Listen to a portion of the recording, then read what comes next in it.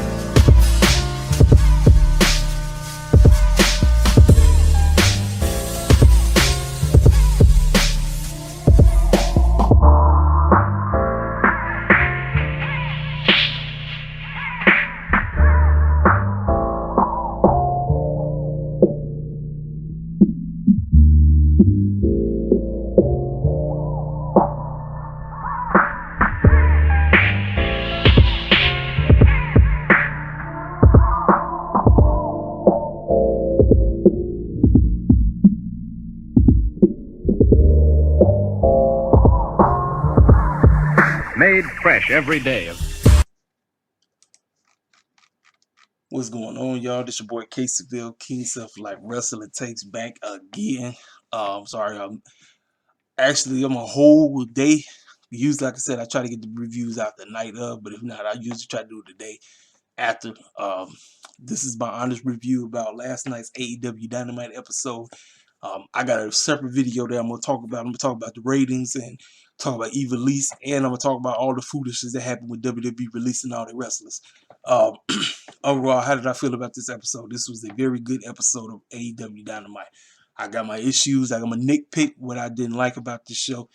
But let's go ahead and dive into the show. So we open up the show. Mike Tyson is trying to basically greet the audience and say that he's ecstatic to be here and he's excited to be able to officiate this match that's going to take place.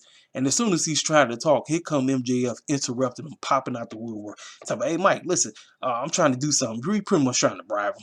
And basically say that, you know, the name of the game is keep your friends close, but your enemies closer. And he said, here's a blank check. Now, Mike Tyson was finna lay his tail out, and he knew it. And he said, here's a blank check with your name on it. Took that check, ripped it up, ate it.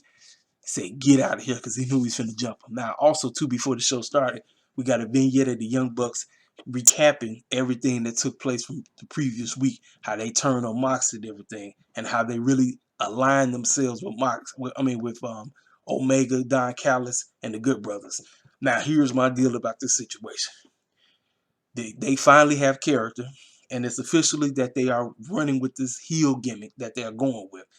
They basically tried to give an explanation. I don't know if that was Matt or Nick that was doing the talking, but they gave an explanation as to why they did what they did. They said hanging out with Moxley changed everything. Moxley ignited the realness in them. People been asking, where's the Bucks? You gotten too soft. You act like you don't do anything. Like we've been putting everybody else over. Now it's our time now. And hanging out with Omega, Don Callis, and the Good Brothers get the real team back together. And that's what it's all about. And they basically named all the tag team. They said, we don't care who you are in this tag team division. We're going to kick all your tails, each and every one of you. We don't care if you're SCU. We don't care if you're Jurassic Express. We don't care if you're the Butcher and the Blade.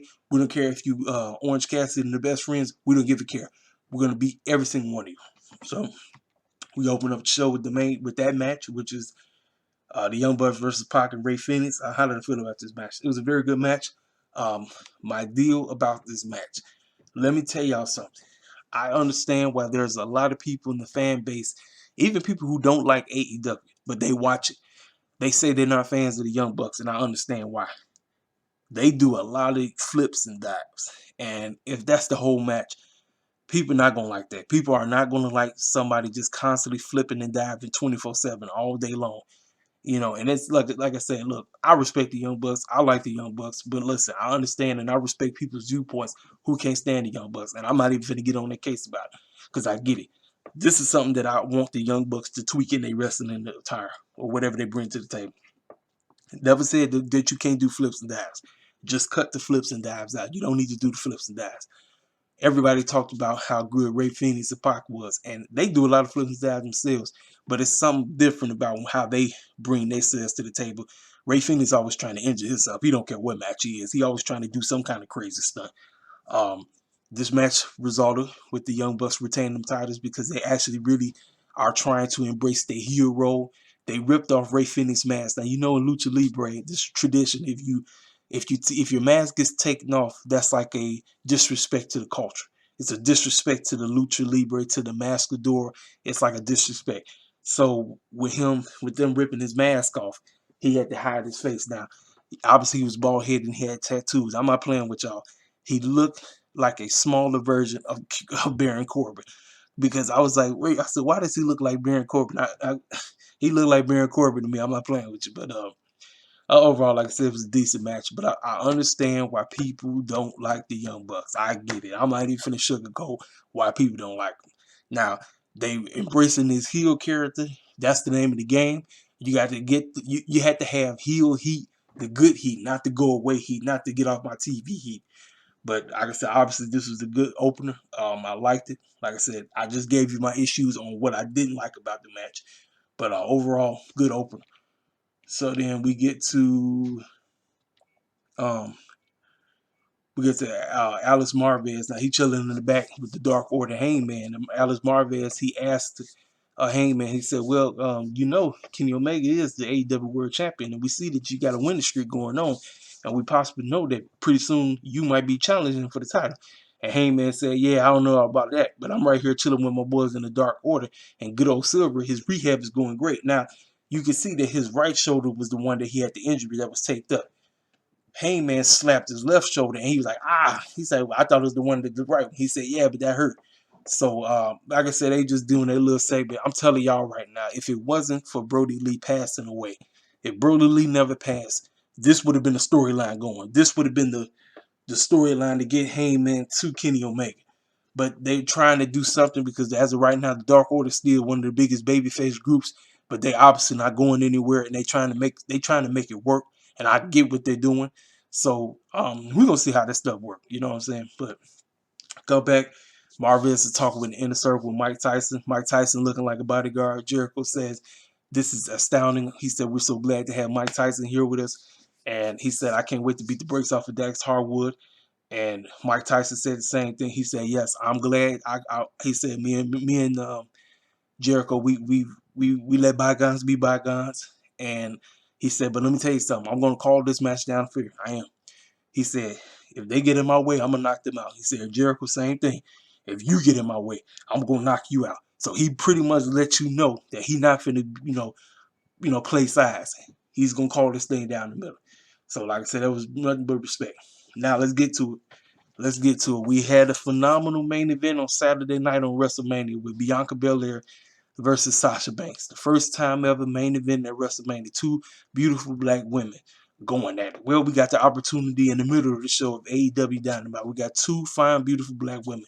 We got the lovely Miss Red Velvet taking on the lovely, strong woman, Jade Cargill.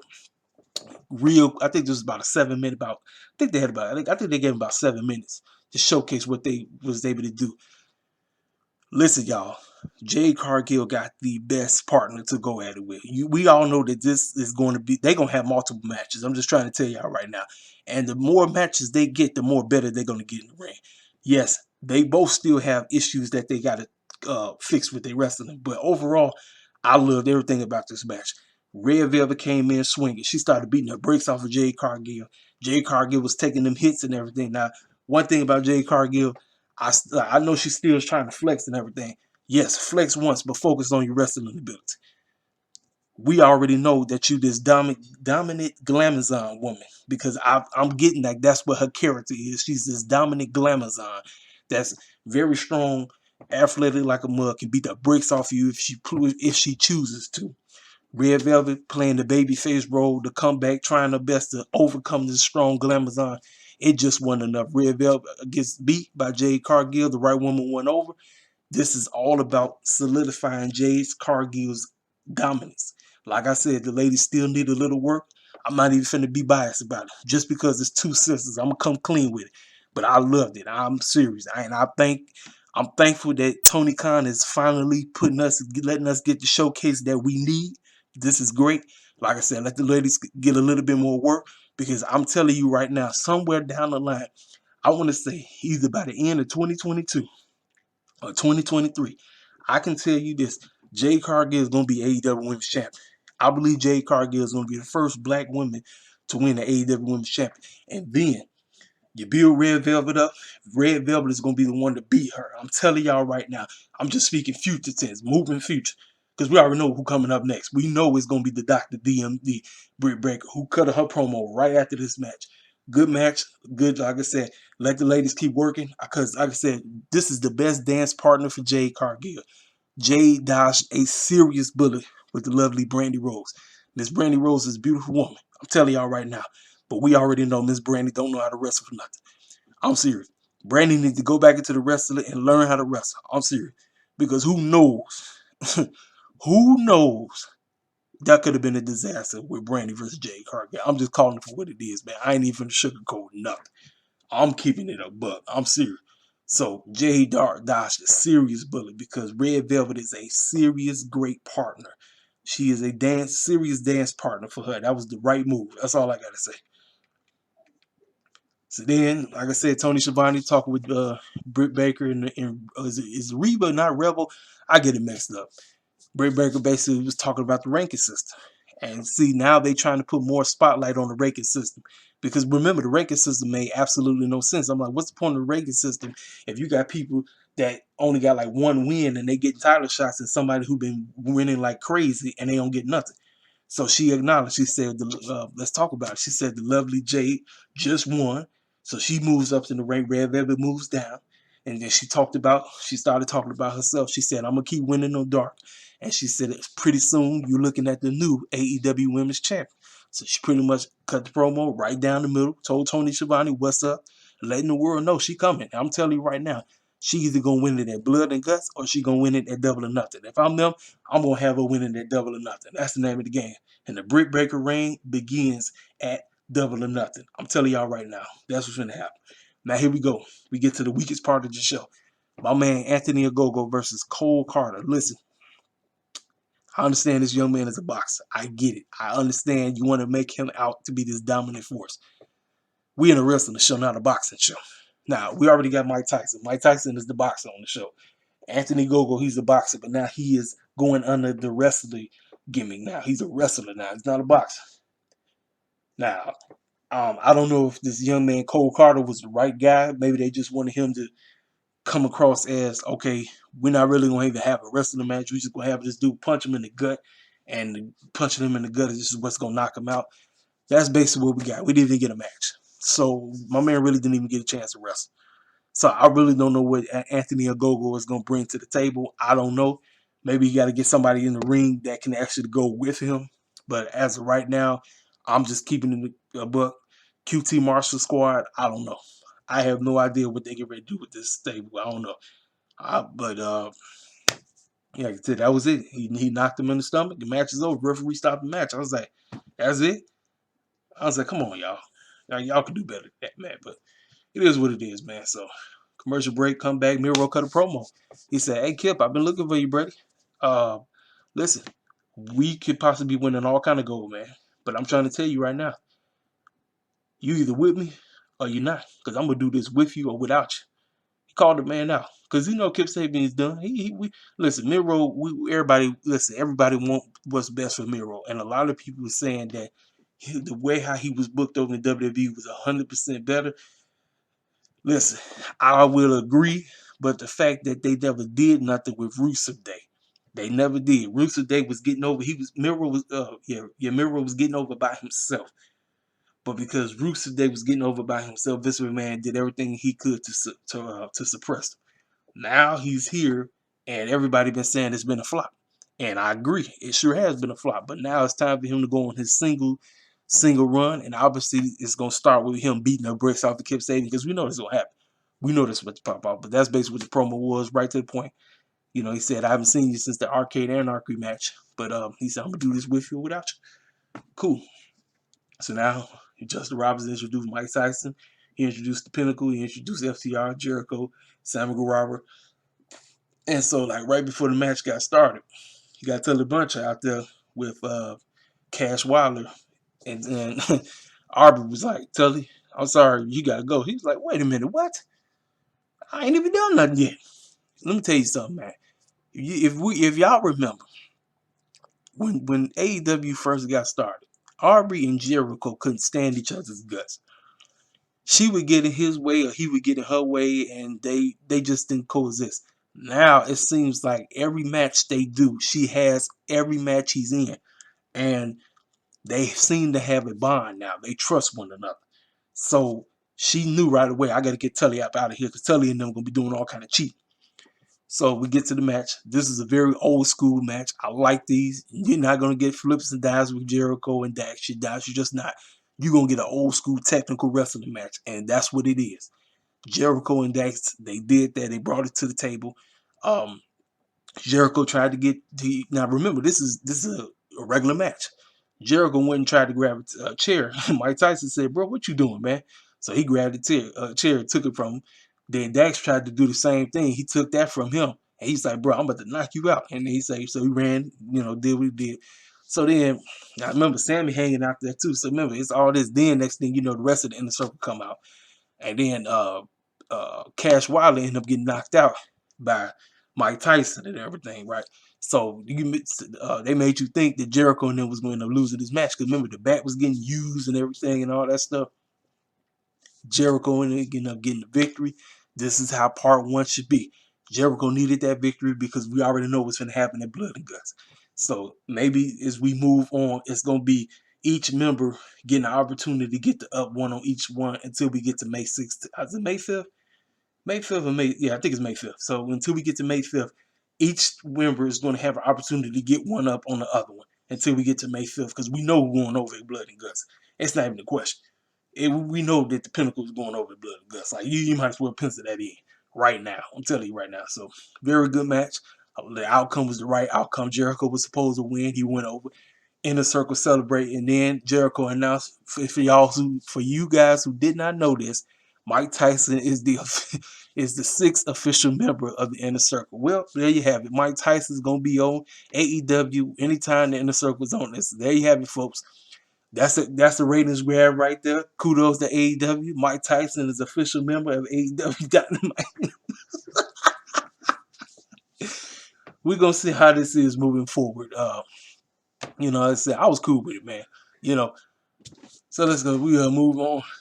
Alex Marvez is in the back, and he got the entire new Omega squad. I call this the Don Callis Omega Elite Squad. This is what they are. They consist of Don Callis. They consist of the Good Brothers, Luke Gallows, Carl Anderson, the Young Bucks, and Kenny Omega himself. And they talked to him, and they pretty much said that we ain't playing games no more. Like I said, y'all been wanting us to do the being nice and all this, so we ain't playing games no more. Like cats keep talking about us like we ain't nothing. We don't give a care. Like I said, we coming through. We finna take over everything. So people can cry, they cry all they want. So then the Young Bucks was acting like they was finna hit the cameraman, and then Callis ended up hitting the cameraman with a super kick. Pretty much the heel tactic. You know what I'm saying? Um, Let me tell y'all something. A lot of people said that the whole connection with Impact kind of fell off. I agree. This is what I would have done. I would have been having Swan show up on Impact so he can get a couple of wins so that we could get closer because their matchup is in 2 weeks. It's next Saturday, if I'm not mistaken. So I would have been having him show up. I don't know why they chose not to have the man show up or not, but it's kind of been weak. It's been too one-sided. It's been AEW's been dominating.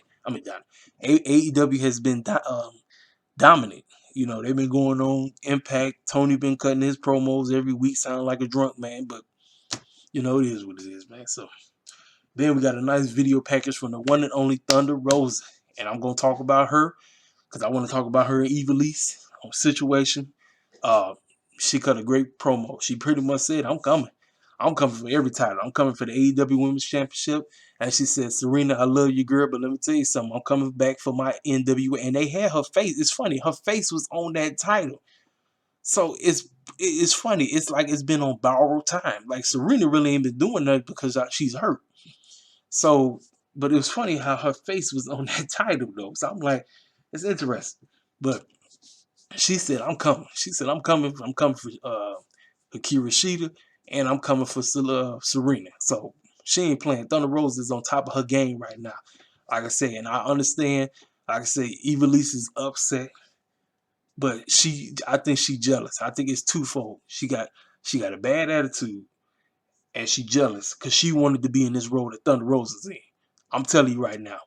Um, then we get the second women's match. We got Chris Stanliner versus up and coming young lady named Amber Nova. Now, obviously, this was a squash match. Chris Stanliner is starting to get her feet wet again because she's coming off that ACL tour.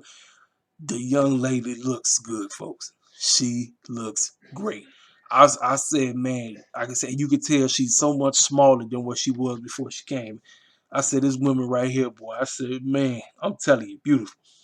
She went against Amber. Like I said, you really, Amber's new. So, you're really not going to get, a decent wrestling match. This is a squash match.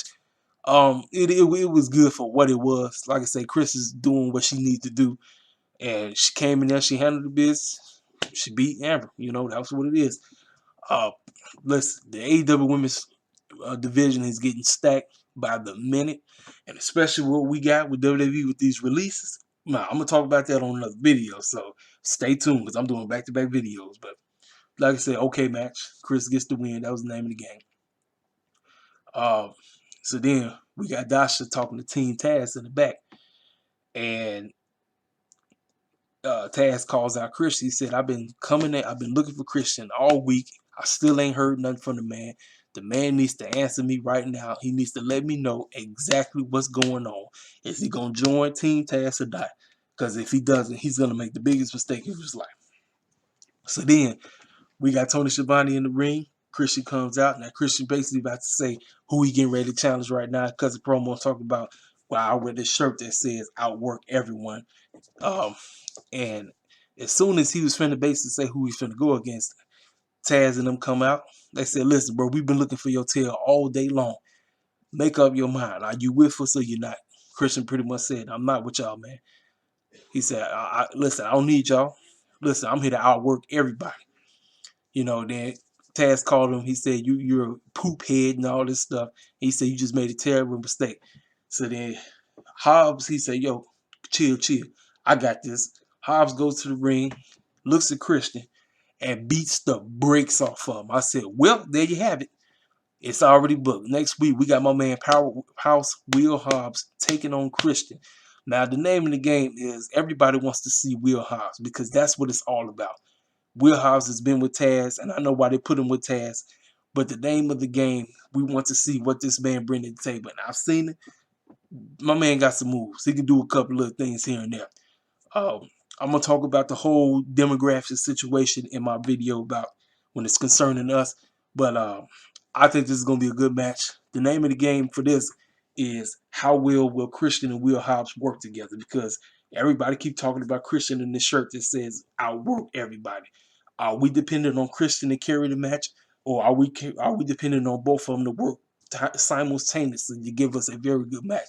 That is what I'm hoping for next week because that's what they announced. We're getting Christian versus Will Hobbs next week on Dynamite. So, very good segment. But like I said, my man Christian got beat down, got tore up from the floor. Then we get a video package about Taya Conti versus Shida next week. Women's AEW World Championship is on the line. Taya has been on the top of her game. The young lady has improved. I'm telling y'all, when I first seen this woman, she was green as grass. She has improved a lot. And she be getting win after win after win after win. And we know she's not beating Shida. But I am looking forward to a great women's match next week. I'm looking forward to it. I am. Because, see, Shida needs to start getting some victories moving forward through from Blood and Guts all the way to Double or Nothing. Because, like I said, that Double or Nothing, she's either dropping the title of Blood and Guts or she dropping the title of Double or Nothing. I'm just telling y'all right now. But she needs to get some wins on the plate. Because the name of the game is to elevate the women's division. Well, she is your women's champion right now, so she should be at the front of the table. She should be calling the shots. And listen, Sheeta's English has been getting better. Like I say, man, if you need to put a translator with her, that's fine. But I think her English is getting better. I'm serious. Sheeta is at the point where she can cut decent promos here and there. You know what I'm saying? But it was a very good promo by vignette by Tay Conti. I liked it. Like I said, so commercial, come back, and then we get to the main event. We got Matt Hardy, whole squad coming out, Darby Allin. Let me tell y'all something. How did I feel about this hardcore, unsanctioned, no DQ match about Matt Hardy and Darby Allin?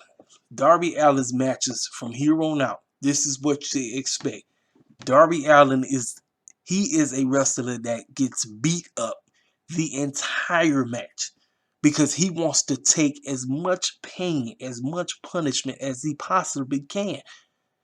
If you look at his size says this guy is a tiny dude that's just there to get beat up. He's a jobber. That's what people say. I'm like, no, this young man can wrestle his tail off, and he wants to show the world I can get my tail kicked the entire time.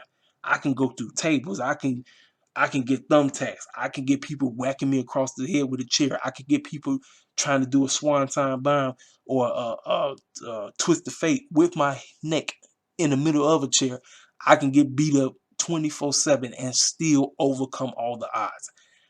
I would have been fine if it was just the two of them. The fact that we had everybody and their mama come out, we had everybody from Mad Squad come out, we had the whole Dark Order come out. I said, here we go again. I gotta try to get everybody and their mama on TV. You don't need to get everybody and their mama on television. Listen, and this is what I plead with Tony Khan. Everybody don't need to be on every episode of Dynamite, bro. Everybody does not need to be on every episode. They don't. With that spot where everybody came out, you had the Dark Order come out, you had Matt Squad come out, then you had Lance Archer come out there. Because it's funny, and you even had Scorpion Sky and Ethan Page come out. And it's funny, as soon as they came out, because Sting came out, and Lance Archer was finna go against them, he got them up out of there. And then him and Sting, they looked at each other, they eyeballed each other. I was like, see, that's now I understand what that was. That's all about mind games. And I think a tag team match is coming. I believe a tag team match with Lance Archer and Sting versus Ethan Page and Scorpion Sky is in the works. It's in the works. I'm telling y'all right now because they keep playing these mind games. Lance Archer is playing these mind games because the name of the game, he wants that TNT championship. That's what he wants. He wants that TNT championship, and that's what he's gunning for. And I'm telling you right now,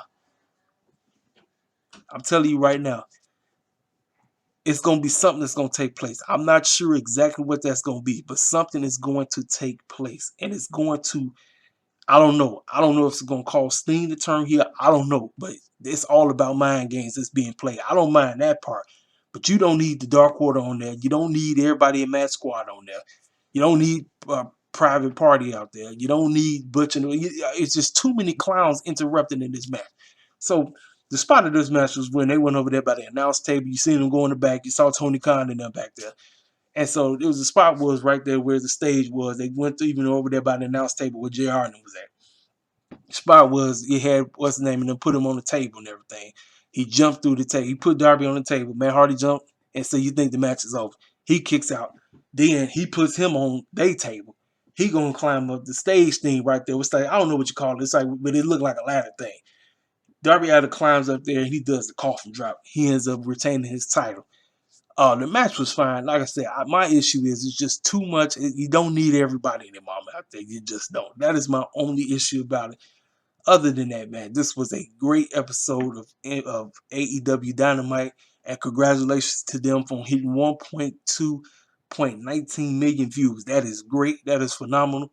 I want to talk about all that on my next video because I'm going to discuss everything from the release to all the wrestlers released in WWE. Then I'm going to talk about the whole rating situation and what I feel AEW needs to do to stay consistent. This your boy Caseyville, King Self Life Wrestler Takes. Hit the comment section up, like, subscribe. It's your boy. I'm out. I'll see y'all in the next video.